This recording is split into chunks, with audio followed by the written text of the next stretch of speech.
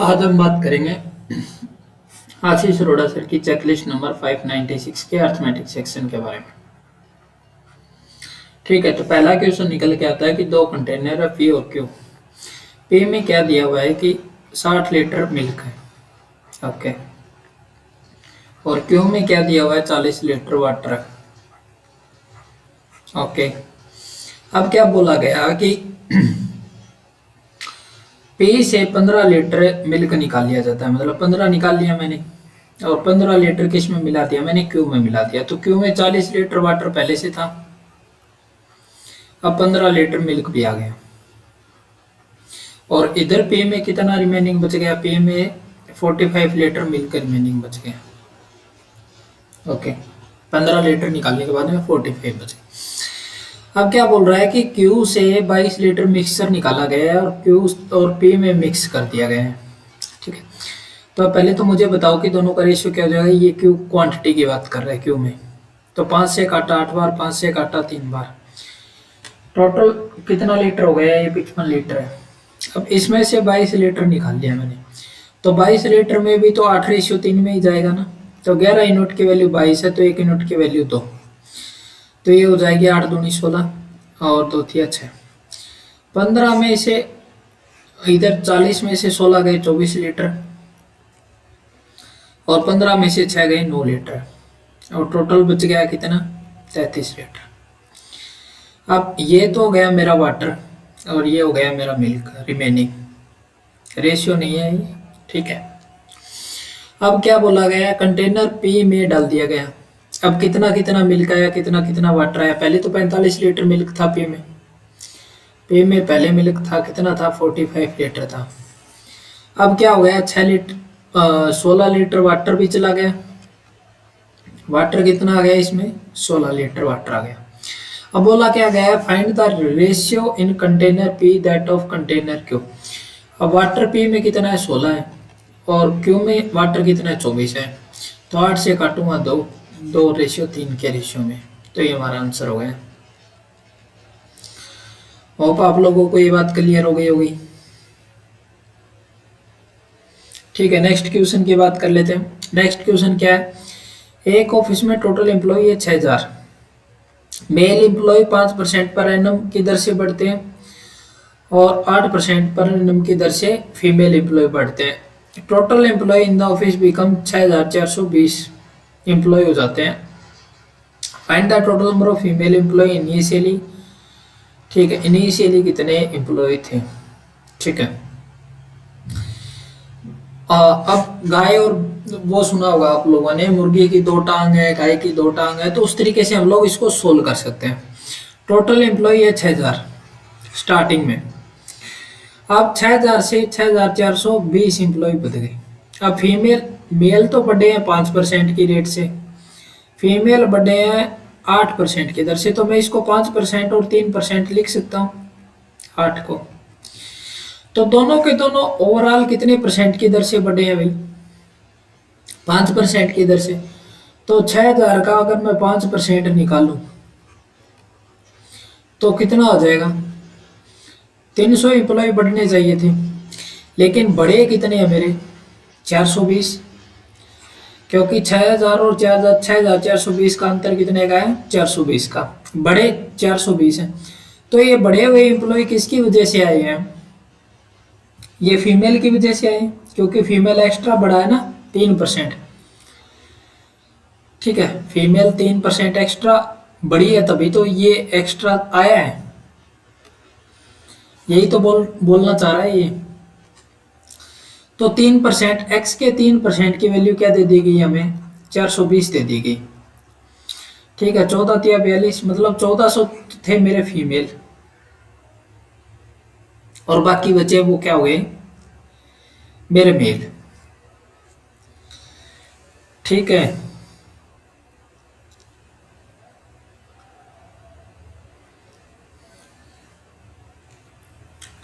क्या कर दिया मैंने, कुछ गड़बड़ तो नहीं किया ना। ओवरऑल बढ़े 5% की दर से, तो 5% की वैल्यू हो गई 300, 120 आएगा, सॉरी सॉरी सॉरी सॉरी 120, 120 को निकालूंगा तो 4000, 4000 मेरे कितने आ गए, 4000 मेरे आ गए फीमेल एम्प्लॉय। मेल एम्प्लॉय कितने बचे, मेल एम्प्लॉय बचे मेरे 2000। इनिशियली में इतने एम्प्लॉय थे। ठीक है, तो इस तरीके के सवाल को इस तरीके से हल कर सकते हैं। ये 120 ही तो बचेंगे, 300 तो टोटल का आ गया, और रिमेनिंग कितना बचा 120। 120 वो बढ़ा हुआ किसकी वजह से था, फीमेल के 3% एक्स्ट्रा की वजह से। होप आप लोगों को ये बात क्लियर हो गई होगी। नेक्स्ट क्वेश्चन, एक्स नंबर का जो एवरेज है वो कितना है, 2340। ठीक है, 25 और 65 को रोंगली टेक कर लिया गया है, मतलब ओरिजिनल नंबर थे 25 और 65, कितने हो गए 90। ओरिजिनली तो था 90 टोटल, लेकिन टोटल कर क्या दिया उसने, 4 2 8 5 और 5 10, 108। तो कितने का अंतर आना चाहिए था, अंतर आना चाहिए था 18 का। ठीक है, अब देखो 18 कम होनी चाहिए, क्योंकि 25 और 65 था एक्चुअली, और ले क्या लिया गया 52 और 56, रोंगली टेकन एज। ठीक है, तो इसकी वजह से 18 की कमी आनी चाहिए एक्स में, तो नया एवरेज ये हो जाता है। एक्चुअल एवरेज मतलब actual average of the number 22.20 है, तो एक्चुअल एवरेज किसके बराबर है, 22.20 के बराबर है, तो रख दिया मैंने। 23.40 माइनस 22.20, तो 0.20, 1.20 की वैल्यू कहाँ से आ गई, 18/x के बराबर। तो इसके डिवाइड में करूँगा मैं 2 0, पॉइंट हट गया, 20 छिका 120, 20 5 100, 6 3 18। x की वैल्यू कितनी आ गई 15। x की वैल्यू क्या पूछा है हमसे, xy2 की वैल्यू पूछी, xy2 की वैल्यू कितनी हो जाएगी 7.5। अब आप लोगों को ये बात क्लियर होगी। Next question, average weight of Habbe और मानस, हब्बे प्लस मानस का एवरेज वेट कितना है 54 kg। 54 ईयर क्या लिख रखा है, ये वेट ईयर में थोड़ी आएगा, एवरेज दे रखा है 54, तो इसको 2 से मल्टीप्लाई करूंगा तो एक्चुअल आ जाएगा 108। अबे प्लस मानस का 108। The ratio weight of Ravi that of Manas, Ravi और मानस का रेशियो कितना है, रवि और मानस का रेशियो 3:5। ठीक है, calculate the weight of Ravi, weight of Abhay 40% more than that of Manas. अब क्या दे दिया गया, अबे और मानस का रेशियो दे दिया गया कि वेट ऑफ अबे, अबे का वेट है वो 40% जाता है, 40% की फ्रिक्शन वैल्यू होती है 2/5, तो 5 से 2 बढ़ के 7 है, तो 12 यूनिट की वैल्यू कितनी होगी 108 दे रखी है, तो 1 यूनिट की वैल्यू 9 हो गई, इसकी वैल्यू 63 आ गई और इसकी वैल्यू 50 आ गई। तो अबे का वेट आ गया इतना, मानस का आ गया वेट इतना। अब बोला क्या गया, रवि का वेट पूछा है, मानस का हमें पता है 5 यूनिट की वैल्यू 50 है, तो 1 यूनिट की वैल्यू 10, तो 3 यूनिट की वैल्यू 30, 30 kg इसका वेट आ जाएगा। None of this is the right answer. अब आप लोगों को ये बात क्लियर होगी। नेक्स्ट, एक बोट को 1 घंटे ज्यादा लगते हैं 96 किलोमीटर स्टिल वाटर में, then travels 96 kilometre 66 kilometre upstream में जाने से, if the speed of stream is 2 kilometre per hour. 19 घंटे में speed of boat is less than 2। अब लेस देन मतलब इक्वेशन बनेगी, तो लेस देन वाला लेके चलना है अपने को, सीधी सी बात है, कंडीशन ये रख दी इसने। अब बोल रखा है कि 1 घंटा ज्यादा लेती है बोट स्टिल वाटर में, ट्रेवल 96 किलोमीटर, 96 किलोमीटर बोट की स्पीड है। ठीक है, तो स्ट्रीम की स्पीड, बोट की स्पीड 96/x आ गई, क्योंकि स्टिल वाटर में है तो, और ये 1 घंटा ज़्यादा लेती है 66/x-1 से, तो इन दोनों का डिफरेंस कितना आ गया 1 का। एलसीएम ले लेता हूँ मैं, x इंटू x-1, इधर वैल्यू आ गई 96x माइनस 96 माइनस 6, और इधर आ गई वैल्यू 66x। ठीक है, इज इक्वल टू 1। ठीक है, इन दोनों का डिफरेंस कितना आ गया 30x minus 96 is equal to x square minus x। ठीक है, x square minus 31x plus 96 is equal to 0।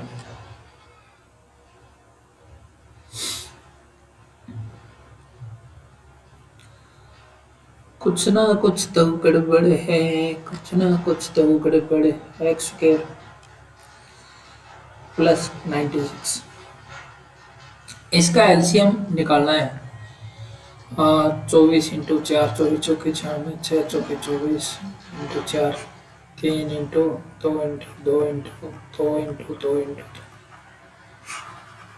ठीक है, 31 तो ऐड करने पे किसका 31 आ रहा है?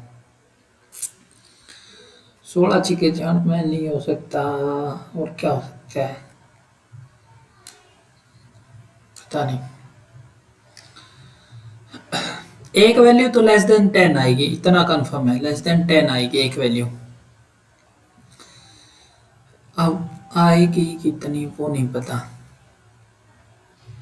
एक्स स्क्वायर माइनस एक्स है, ठीक है, x square minus x minus का 31 प्लस 96।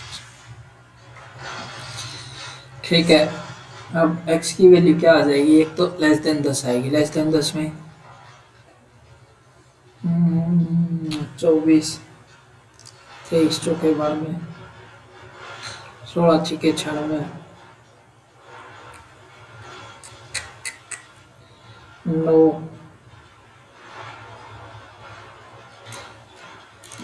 पता नहीं क्या आएगा इसका, x की वैल्यू निकालनी है बस डायरेक्टली, इतनी बात है कि x की वैल्यू आ जानी चाहिए इससे। Then travel 66 kilometre upstream, upstream में स्पीड दोनों का boat take 1 hour more to travel 96 kilometre in still water then it travels 66 kilometre upstream. दोनों का डिफरेंस आ गया 96 x minus 96 minus 66 x equal to ये एक्स स्क्वायर माइनस एक्स। बिल्कुल सही तो है, बिल्कुल सही तो है। माइनस 96 प्लस का 96 और माइनस का 31x। ठीक है, x की वैल्यू निकाल लेंगे इधर से। x की वैल्यू देख लेते हैं, x की वैल्यू क्या आएगी 19 घंटे में के हिसाब से लेंगे तो 19 से डिवाइड होना चाहिए वाली वैल्यू, यानी क्या आएगी? x की वैल्यू आ जाएगी सिंपली इससे, और फिर निकाल सकते हैं, जी था, कुछ हार्ड नहीं है, बस ये हिट नहीं कर रहा माइंड को, करेगा तो बाद में बता दूंगा। अब क्या बोल रहा है, एलविस और लव जो है वो एक पार्टनरशिप में आए। इसने किया ₹100 डिपॉजिट, इसने किया x प्लस 600 रुपए। The time for which for Elvis invested 25% more than that of love and the ratio profit share of Elvis that of love is 5:7। ठीक है, इनका टाइम का रेशियो दे दिया हमें। टाइम का रेशियो क्या है? इसका 4 है तो इसका 5 है, और दोनों का प्रॉफिट का रेशियो दे दिया हमें, तो 4:5 में है, कोई दिक्कत नहीं है। तो 5x 4x plus 2400 is equal to 5:7। Calculate कर लेते हैं, 35x 20x प्लस 24 पंजे 120। ठीक है, 15x की वैल्यू, x की वैल्यू 800। लव की इन्वेस्टमेंट कुछ 6 है तो 800 600 1400। ये हमारा आंसर हो गया, कुछ नहीं था, इजी क्वेश्चन था ये। Next question, circumference of first circle is 176 and circumference of second circle, then find the area of। अब क्वेश्चन में क्या दिया हुआ है मुझे नहीं पता, कि circumference दे दिया गया, difference find the sum between the area of both the circle. भी क्वेश्चन ही कुछ अजीब सा है, क्वेश्चन में मेंशन ही नहीं किया कि तो अंदर बने हुए हैं बाहर बने हुए हैं कि क्या बना हुआ है, कुछ पता नहीं है। अब इसका आंसर कैसे निकलेगा?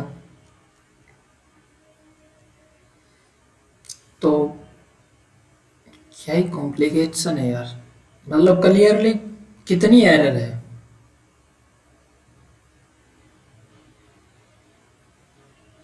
अब ये जैसे चाहे वैसे कर सकता है कि सरकमफ्रेंस एक की सरकमफ्रेंस बड़ी दी हुई है, तो ये बड़ी, इसके अंदर एक छोटा सरकमफ्रेंस वाला सर्किल है, ऐसे मान लेते हैं। ये इन दोनों का कंबाइंड सर्किल आ गया। कोसेंट्रिक तो दिया नहीं हुआ है। इन दोनों के बीच का एरिया फाइंड आउट करना है। ठीक है, तो ये वाला भी एक सर्किल बना हुआ है, बीच वाला भी। तो अब इन दोनों की जगह चाहिए कि अपने को कितनी रेडियस है। इसकी रेडियस में से अगर छोटे वाले, ये छोटे वाले की रेडियस है, ये कंप्लीट बड़े वाले की है, बड़े वाले में से छोटे वाले की अगर रेडियस निकाल दूं तो इस वाले की रेडियस आ जाएगी। इसी तरीके से होगा, कोसेंट्रिक दिया हुआ है बेसिकली ये, मेरे हिसाब से तो कोसेंट्रिक मान के होगा।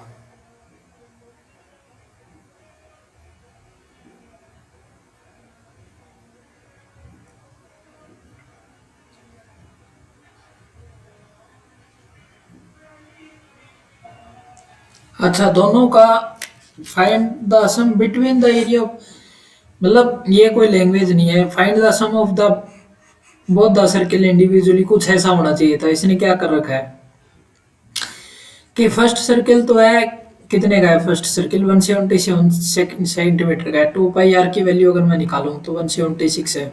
2 × 22/7 इंटू आर 176, 22 से काटूंगा 8 बार, 2 से काटूंगा 4 बार, आर की वैल्यू आ गई 28। तो इसकी अगर मैं एरिया निकालने जाऊं तो एरिया क्या आ जाएगा फर्स्ट सर्किल का, πr², 22/7, 28 इंटू 28, 7×4 = 28। इसको इससे मल्टीप्लाई करूंगा तो 316 को 4 से, 16×4 = 64, 1264।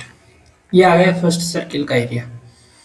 सेकेंड सर्किल का एरिया क्या आ जाएगा, 2 πr, 2 × 22/7 into r is equal to 88, 44, 44 दूनी 88, आर की वैल्यू 14, तो πr², 22/7, r² की वैल्यू 14 इंटू 14, 7 दूनी 14, 14 दूनी 28 इंटू 22, 316, सॉरी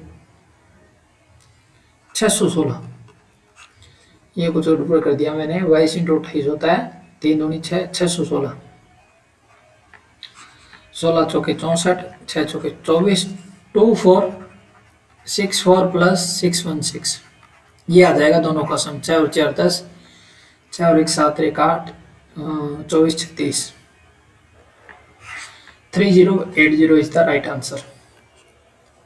ठीक है, इस तरीके से निकालने को बोला है कि दोनों एरियो का सम निकाल के बताओ बस। Mark price of item, mark price item है वो 256 ज्यादा है कॉस्ट प्राइस से एंड 25% के डिस्काउंट पर बेचा गया है। Find the mark price of the item, profit percentage और अर्निंग 5%। अब एक फॉर्मूला होता है कॉस्ट प्राइस बटे एमआरपी का। इसमें क्या होता है कि 100 plus profit, 100 minus discount, 100 plus profit loss, ऐसा कुछ आप लोगों ने सुना होगा।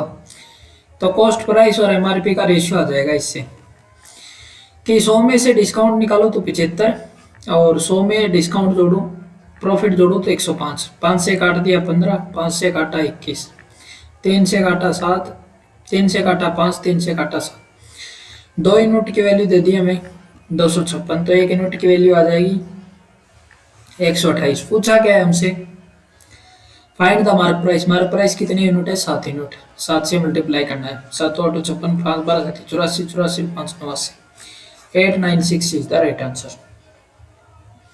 इजी क्वेश्चन था, कुछ नहीं था इसी क्वेश्चनों में।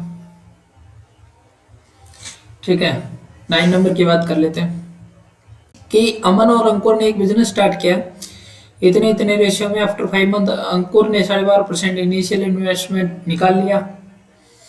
टोटल प्रॉफिट इतना था, तो प्रॉफिट शेयर ऑफ अमन बताओ। ठीक है, अमन ने लेट्स सपोज 7x और अंकुर ने कितना किया 8x। ठीक, अब क्या बोला गया है कि अंकुर ने विड्रॉ कर लिया 5 महीने के बाद, मतलब 5 महीने तक ये चला। 5 महीने बाद 8x का 12.5% मतलब 8x का 1/8 विड्रॉ कर लिया, मतलब 1 निकाल लिया इसने, तो बचा कितना 7x बचा। 7x कितना, कितने महीने चला? एनुअल प्रॉफिट दिया हुआ, मतलब एक साल के लिए, 7 महीने के लिए। इसका चला 12 महीने के लिए। टोटल प्रॉफिट दिया हुआ, आसान हो गया। 12×7=84x, 8×5=40, 40 और 49=89x। ये आ गया। दोनों का टोटल प्रॉफिट मिला के दिया हुआ है 9×4=13, 8×8=16 और 1×17। 173 की वैल्यू दे रखी है 2595 के बराबर। तो 173 को इससे डिवाइड करना है बस सिंपली, कुछ नहीं है। और बस इसको डिवाइड किया तो हमारा आंसर निकल के आ जाएगा।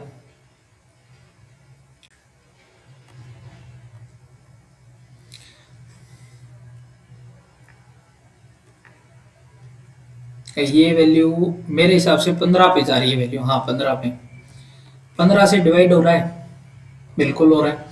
अमन का प्रॉफिट शेयर पूछा है, तो अमन का कितना हो गया? 84 यूनिट। तो 84 इंटू 15, 15×4=60, 0×6, 15×8=120 और 6×124, 1260 रुपये। ये हमारा आंसर हो गया। ठीक है। नेक्स्ट क्वेश्चन की, एक शॉपकीपर मिक्स करता है 2 डिफरेंट टाइप ऑफ शुगर, एक 6 रुपए पर केजी के हिसाब से, दूसरा 16 रुपए पर केजी के हिसाब से, 1:4 में। If cost of the second type increased to 18 रुपए per kg, then what is the ratio should be mixed to sugar so that the cost of mixture remain unchanged? ठीक है। पहले हम क्या कर लेते हैं कि 6 रुपए पर केजी के हिसाब से 1 किलो शुगर मिलाता है वो, ठीक है। दूसरी मिलाता है 16 रुपए पर केजी के हिसाब से 4 किलो, टोटल हो गए 5 केजी। तो मिक्सचर का यही तो आएगा एवरेज प्राइस। 6 + 64 कितना हो गया? 70 रुपए। और 1 किलो के हिसाब से करूंगा तो 14 रुपए पर केजी के हिसाब से ये मेरा मिक्सचर का प्राइस हो गया पहला। अब दूसरे की बात कर लेते हैं कि दूसरे में क्या बोला है कि सेकेंड टाइप ऑफ इंक्रीज हो गया है 18 रुपए पर केजी के हिसाब से। पहले कितना था? 16 रुपए पर केजी के हिसाब से था, अब हो गया 18 रुपए पर केजी के हिसाब से। ठीक है। अब क्या बोला गया? 18 रुपए पर केजी के हिसाब से हो गया सेकंड वाला। अब देखो, अब दोनों शुगर को किस हिसाब से मिलाना चाहिए, सीधी सी बात यह है, ताकि ये 14 रुपए पर केजी के हिसाब से ही रहे। तो पहला तो चेंज नहीं हुआ ना, तो पहला 6 रुपए पर केजी के हिसाब से था, दूसरा क्या रह गया?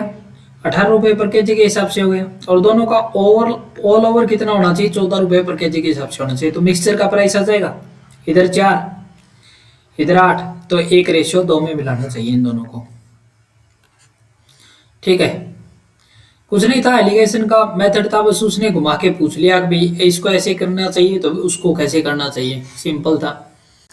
नेक्स्ट क्वेश्चन में क्या दिया है? PQR पार्टनरशिप में इन्वेस्ट करते हैं, P/Q/R क्या दिया हुआ है? 3/6/7 में।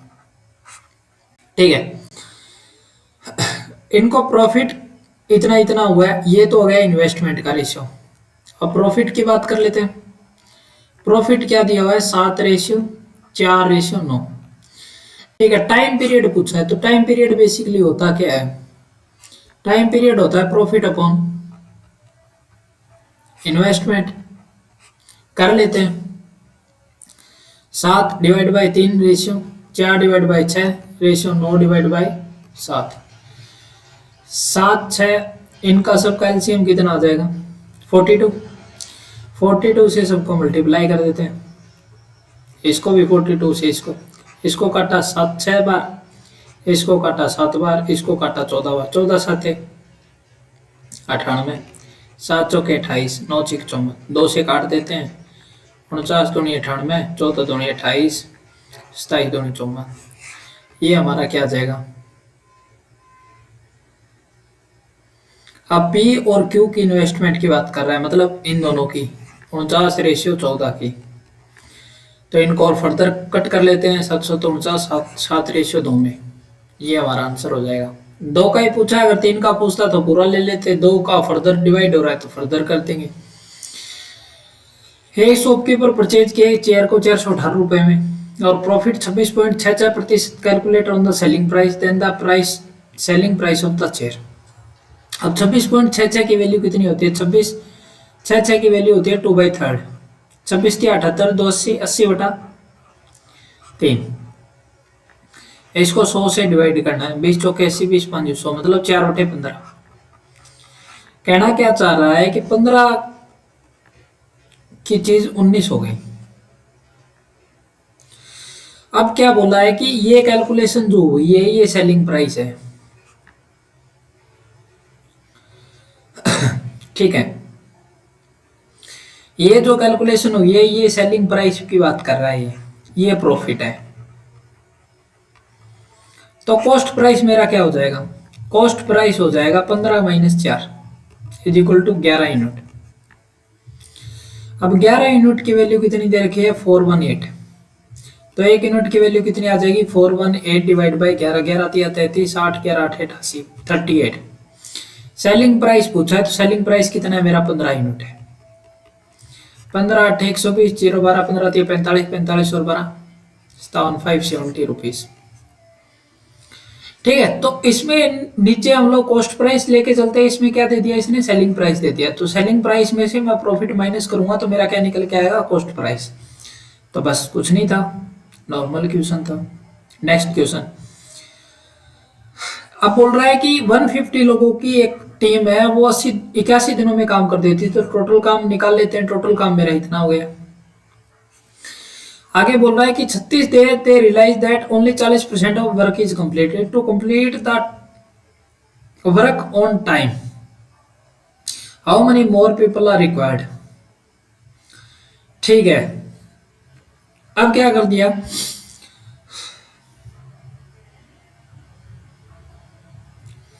अब 40% वर्क डन तो हो चुका है, 36 दिन तक इन्होंने काम कर लिया। अब 36 दिन इन्होंने काम कर लिया तो 81 डेज थे टोटल, इसमें से 36 माइनस कर दूंगा, 6 5 11, इधर बचा कितना मेरा, 7 7 में से 3 गया 45, मतलब 45 डेज बचे हैं। 45 डेज में मेरे को कितना काम करवाना है, कितने परसेंट चाहिए मेरे को, कितने परसेंट चाहिए बेसिकली, परसेंट 150 प्लस एक्स होंगे या फिर जो भी है, कितने परसेंट चाहिए मेरे को। तो मान लिया मैंने एक्स परसेंट चाहिए मेरे को, ठीक है। कितना काम करवाना है मेरे को, 60% करवाना है, 3/5, ठीक है। और कर कितना दिया उन्होंने, ठीक है, इतना काम करवाना है मेरे को 60%। लेकिन इसका कितना काम कर दिया इन्होंने, बात तो ये हुई ना।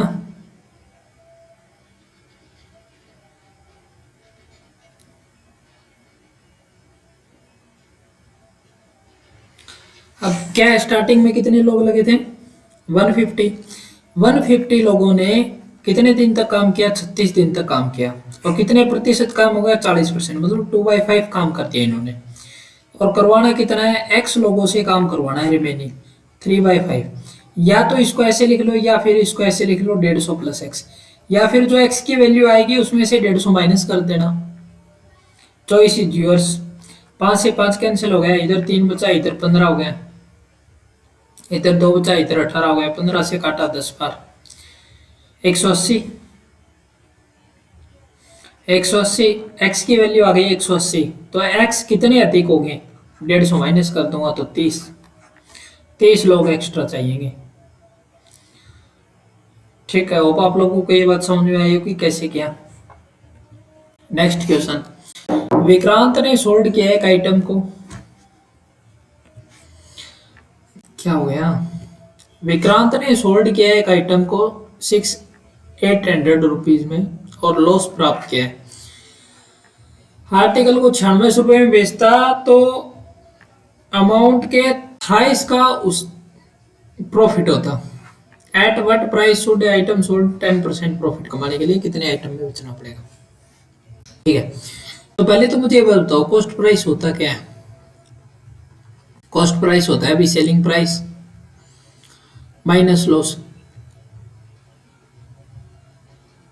ठीक है। लॉस क्या होता है मेरा, लॉस होता है जब कॉस्ट प्राइस ज्यादा हो सेलिंग प्राइस कम, यही तो बात हो गई। तो इसके अंदर मैं सेलिंग प्राइस ऐड कर दूंगा तो मेरा कॉस्ट प्राइस नहीं आ जाएगा, फर्स्ट तो ये बात हो गई। अब सेलिंग प्राइस दिया हुआ है, सेलिंग प्राइस कितना है मेरा, 6800 रुपये, और लॉस मान लिया मैंने एक्स है, तो ये मेरा कॉस्ट प्राइस निकल के आ गया फर्स्ट इक्वेशन। अगर आप लोगों को ऐसे सवालों में दिक्कत आ रही तो इस तरीके से इक्वेशन बना सकते हो। अब मेरा प्रॉफिट क्या होता है, प्रॉफिट को अगर समझे तो सेलिंग प्राइस ज़्यादा हो और कॉस्ट प्राइस कम हो, ये वाली। इस सिचुएशन में कॉस्ट प्राइस मेरा क्या हो जाएगा, सेलिंग प्राइस माइनस प्रॉफिट। ठीक है, अब सेलिंग प्राइस कितना निकल के आया दूसरी कंडीशन में, 9600 रुपये, और प्रॉफिट कितना है मेरा, प्रॉफिट है इसका 3 गुना, 3 गुना ही तो है, 3x।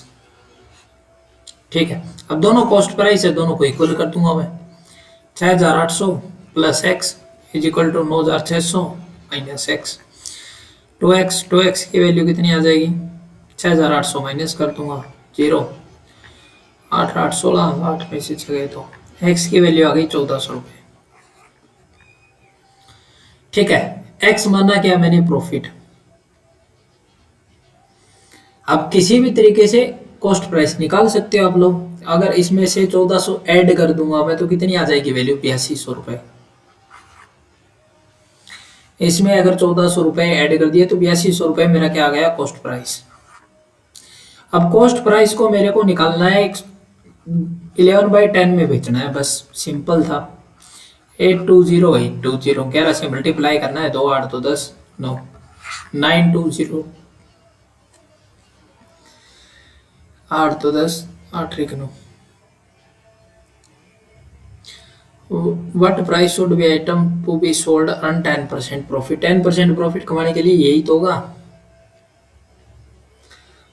एक्स की वैल्यू आ गई मेरी 1400 रुपये, 1400 इसमें जोड़ दूंगा तो 10 8200, 8200 की 11/10 में बेचना है, 0 2 8 तो 10 की 0 8 9020 रुपये में बेचना पड़ेगा ना, 9 दीजिए इसका राइट आंसर। होप आप लोगों को ये बात पसंद आई होगी। नेक्स्ट क्वेश्चन, कि एक बोट है वो कवर करती है 40 किलोमीटर मोर डाउन स्ट्रीम में देन अपस्ट्रीम इन 4 आवर, मतलब टाइम सेम है। अब टाइम सेम होता है, ठीक है, टाइम सेम होता है तो स्पीड का और डिस्टेंस का रेशियो क्या हो जाता है, सेम। स्पीड और डिस्टेंस, जो ये रेशियो है वो ये रेशियो होगा। 4 घंटे कॉमन दिया हुआ है, ठीक है, डिफरेंस दे दिया 40 किलोमीटर का डिस्टेंस का। If the speed of boat in still water 19 kilometre then find the distance of boat upstream in 5 hour. ठीक है, 40 किलोमीटर ज्यादा तय करती है दूरी। अब मुझे एक बात बताओगे, डिस्टेंस बराबर क्या होता है, दूरी बराबर क्या होता है, चाल गुना समय, यही तो होता है। बस यही फॉर्मूला लगाना है और कुछ नहीं करना। अब मुझे एक बात बताओ, दूरी का डिफरेंस दे रखा है कि डाउन स्ट्रीम ज्यादा चलती है, तो डाउन स्ट्रीम स्पीड होती क्या है मेरी, डाउन स्ट्रीम स्पीड होती है एक्स प्लस वाई। टाइम है 4 घंटे, ठीक है, इन दोनों का और ये हो गई एक्स माइनस वाई इंटू 4 घंटे इज इक्वल टू वैल्यू कितनी देर की, 40 किलोमीटर।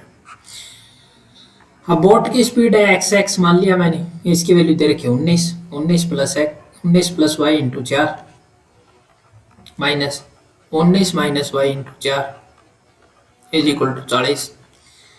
19 चौक 76 प्लस 4 वाई माइनस 19 चौक 76 plus 4 y is equal to 40। 76 से 76 कैंसिल, 8 वाई की वैल्यू कितनी आ गई 40, तो वाई की वैल्यू कितनी आ गई 5 kilometre per our. Upstream speed पूछिए, अपस्ट्रीम स्पीड 19 तो ये हो गई, अपस्ट्रीम 14 हो गई। 5 घंटे में कितनी दूरी तय करेगी, 14 इंटू 5 कितनी आ गई 70 किलोमीटर। तो ये हमारा राइट आंसर हो गया। ठीक है, नेक्स्ट क्वेश्चन, हल स्टार्ट करता है दिल्ली से, स्पीड है 65 किलोमीटर पर आवर 9 बजे, और गणेश स्टार्ट करता है स्पीड ऑफ 55 किलोमीटर 11 बजे। पटना है, total distance between Delhi and Patna procedure. ठीक है, अब मुझे एक बात बताओ कि एक बंदा तो इधर से इधर, एक तो बंदा जा रहा है पटना से दिल्ली और एक आ रहा है दिल्ली से पटना। क्या बोला है, स्टार्ट दिल्ली से स्टार्ट करता है, दिल्ली मतलब इधर से स्टार्ट करता है 65 किलोमीटर पर आवर की स्पीड से। ठीक है, 9 बजे स्टार्ट करता है 9 AM पे। ठीक है, अब क्या बोला गया है, ये करता है स्टार्ट 55 किलोमीटर पर आवर की स्पीड से। ठीक है, ये करता है 9 बजे और ये करता है मेरा 11 बजे। अब इन दोनों के बीच की डिस्टेंस है 1210 किलोमीटर। अब सिंपल सी बात यह है कि ये 9 बजे स्टार्ट करता है सुबह के और ये भी 11 बजे सुबह के स्टार्ट करता है, तो 2 घंटों में इसने कुछ ना कुछ दूरी तय की होगी। तो 65 इंटू 2 मतलब 130 किलोमीटर तो इसने तय कर ली। अब दोनों के बीच की दूरी बची कितनी? रेलिवेंट स्पीड निकालने के लिए हमें टाइम की वैल्यू क्या होनी चाहिए? टाइम, एग्जैक्ट टाइम, एक ही टाइम होना चाहिए, एक टाइम होना चाहिए दोनों का। तो जितने टाइम में वो दूसरा बंदा दूरी तय करेगा कि नहीं करेगा, तो 1210 में से 130 माइनस कर दूंगा, 0 8 3 11, 11 में से 11 10, 1080 किलोमीटर दूरी तय करनी है और दोनों एक दूसरे की ओर आ रहे हैं, तो दोनों का क्या हो जाएगा? रेलिवेंट स्पीड क्या हो जाएगी? एड ऑन 55, 5 और 5 10, 4 5 11 और एक बार 120 की स्पीड से आएंगे। तो 9 घंटे में, 11 बजे के बाद 9 घंटे में एक दूसरे को मिलेंगे। तो 11 बजे के बाद में 9 घंटे ऐड कर दो, 12 ही घंटा, 1 2 3 5 4 5 6, कितने हो गए? 3 3 6 7, 1 8 1 9, मतलब शाम के क्या 8 बजे, शाम के 8 बजे एक दूसरे को क्रॉस करेंगे। अब आप लोगों को ये बात समझ में आ गई होगी, क्लियर है? Next, P and Q together can fill the tank in 20 hour and P and Q and pipe are, देखो P प्लस Q है जो 20 घंटे में किसी टैंक को भर सकते हैं, P plus Q plus R किसी टैंक को 28 आवर में भर सकते हैं, Q और R किसी टैंक को 70 घंटे में भर सकते हैं। In how many hour Q can fill the tank alone. अब मुझे एक बात बताओ, सिंपल सी बात बताओ कि पहले तो इन सबका एलसीएम ले लेता हूँ 140, 20 7 140, 28 5 140, 70 2 140। अब मुझे एक बात बताओ कि Q और R की एफिशिएंसी 2 की है, तो P की एफिशिएंसी कितनी आ जाएगी? 3 की। P की एफिशिएंसी 3 की, P की एफिशिएंसी 3 की है, तो Q की एफिशिएंसी कितनी आ जाएगी? 4 की। तो 140 लीटर 4 की एफिशिएंसी से कितने घंटे में भर देगा? 4 3 12 2, 4 5 20, 35 घंटे में। होप आप लोगों को ये चीज समझ में आई होगी, आसान था।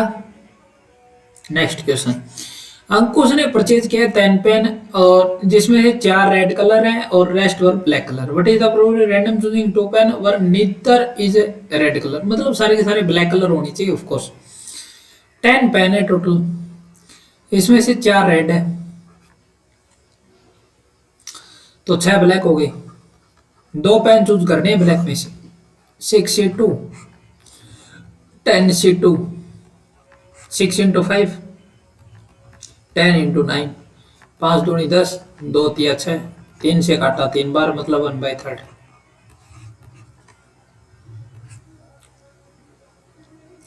ठीक है, इजी था, कुछ हार्ड नहीं था मेरे हिसाब से। तो 19 नंबर क्वेश्चन कि विक्रांत ने गोट के 16.66% मार्क, 16.66 कितना होता है? 1/6 होता है, और फेल हो गया किसी एक्स एग्जाम में, इतने मार्क मिले उसको, एक्स का 16.66 मतलब 1/6 मिले उसको, और फेल्ड हो गया 20 मार्क से, मतलब 20 और ऐड कर दूं तो पास हो जाता हूं। आगे क्या बोला गया? अगर उसको 33 mark if he score 33 mark more than, अगर इससे मतलब 6 के 1/6 से अगर उसको 33 मार्क ज्यादा मिले होते तो ये किसके बराबर होता? मतलब x के 35% के बराबर होता, मतलब 7/20 के बराबर होता। तो x के 7/20 माइनस x का 1/6, 20 का और दोनों का एलसीएम कितना आ जाएगा? 120 ही ले लेते हैं, 6 7 6 42, x minus 20x is equal to 33, 12x बटे 120 इज इक्वल टू 33, इधर कट गया 10, तो x की वैल्यू आ गई 330।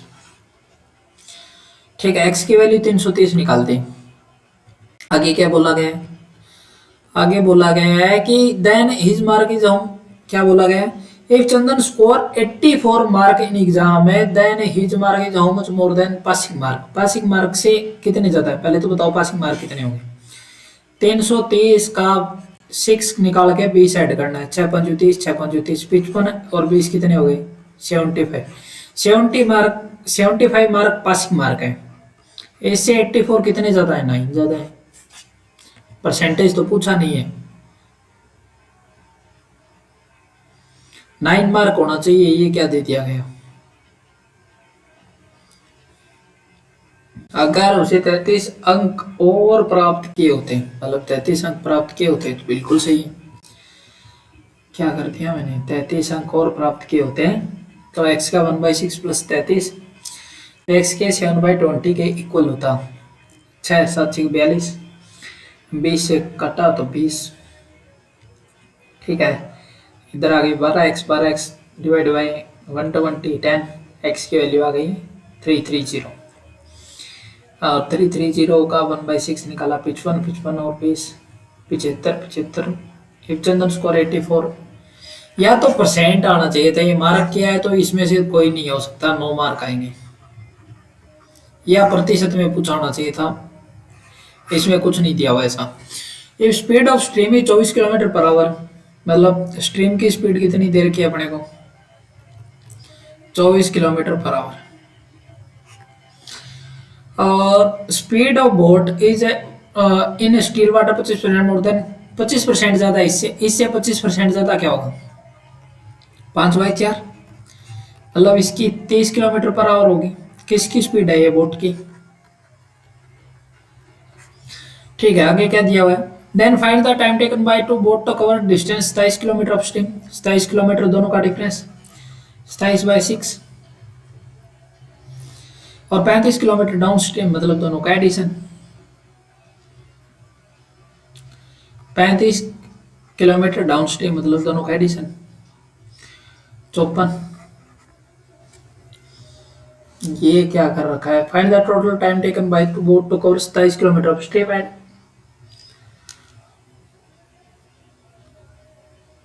Speed of stream 24 kilometre per hour दे रखी है, ठीक है। Speed of boat in still water 25% more than speed of stream, speed of stream से अगर 4 की वैल्यू 5 4 6 6 5 30 किलोमीटर पर आवर होगी,